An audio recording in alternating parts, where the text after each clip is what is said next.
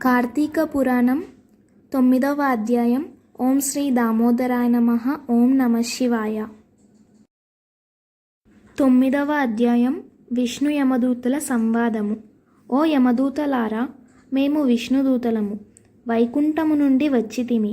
మీ ప్రభువగు యమధర్మరాజు ఎటువంటి పాపాత్ములను తీసుకొని రమ్మని మిమ్ములను పంపెను అని ప్రశ్నించిరి. అందుకు జవాబుగా యమదూతలు, విష్ణుదూతలారా, మానవుడు చేయు పాపపుణ్యాదులను సూర్యుడు, చంద్రుడు, భూదేవి, ఆకాశము, ధనంజయాది వాయువులు రాత్రింబవళ్ళు సంధ్యాకాలం సాక్షులుగా ఉండి ప్రతిదినం మా ప్రభువు కడకు వచ్చి విన్నవించుచుందురు.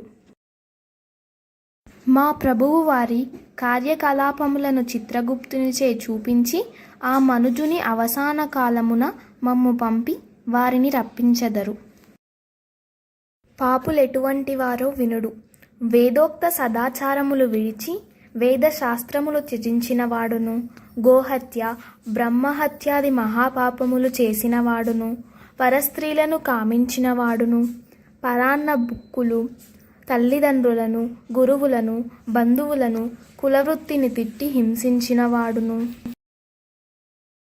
జీవహింస చేయువాడును, దొంగ పద్దులతో వడ్డీలు పెంచి ప్రజలను పీడించువాడును, జార్వతం చోర్వతంచే భ్రష్టుడగువాడును, ఇతరుల ఆస్తిని స్వాహా చేయువాడును, శిశుహత్య చేయువాడును, శరణన్న వానిని కూడా వదలకుండా బాధించువాడును, చేసిన మేలు మరచిన కృతజ్ఞుడును, పెండ్లిళ్ళు శుభకార్యములు జరగనివ్వక అడ్డు తగిలేవారు పాపాత్ములు.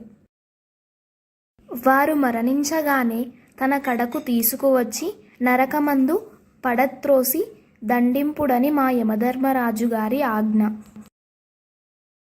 అది అటులుండగా ఈ అజామీలుడు బ్రాహ్మణుడై పుట్టి దురాచారములకు లోనై కులభ్రష్టుడై జీవహింసలు చేసి కామాంధుడై వావివరసలేక సంచరించిన పాపాత్ముడు. వీనిని విష్ణులోకమునకు ఎట్లు తీసుకొని పోవుదురు అని చెప్పగా విష్ణుదూతలు, ఓ యమకింకరులారా, మీరెంత అవివేకులు, మీకు ధర్మ సూక్ష్మములు తెలియవు. ధర్మ సూక్ష్మములెట్టివో చెప్పెదము వినుడు. సజ్జనులతో సహవాసము చేయువాడును, జపదాన ధర్మములు చేయువారును, అన్నదానము, కన్యాదానము, గోదానము, సాలగ్రామదానము చేయువారును, అన్నదాత ప్రేత సంస్కారములు చేయువారును, తులసీవనమును పెంచువారును, తటాకములు త్రొవ్వించువారును, శివకేశవులను పూజించువారును, సదా హరినామస్మరణ చేయువారును, మరణకాలమందు నారాయణ అని శ్రీహరిని గాని, శివ అని శివుని గాని స్మరించినవాడును, తెలిసి గాని తెలియక గాని మరే రూపమున గాని హరినామస్మరణ చెవినబడినవాడును పుణ్యాత్ములు. కాబట్టి అజామీలుడు ఎంత పాపాత్ముడైనా మరణకాలమున నారాయణ అని స్మరించుచూ చనిపోయెను గాన మేము వైకుంఠమునకు తీసుకుపోవుదుము అని పలికిరి. అజామీలుడు విష్ణుదూతల యమదూతల సంభాషణలు ఆలకించి ఆశ్చర్యముంది. ఓ విష్ణుదూతలారా, పుట్టిన నాటి నుండి నేటి వరకు శ్రీమన్నారాయణ పూజ గాని, వ్రతములు గాని, ధర్మములు గాని చేసి ఎరుగను. నవమాసములు మోసి కనిపెంచిన తల్లిదండ్రులకు సహితము ప్రణమిల్లలేదు. వర్ణాశ్రమములు విడిచి కులభ్రష్టుడనై నీచకుల కాంతలతో సంసారము చేసి తిని.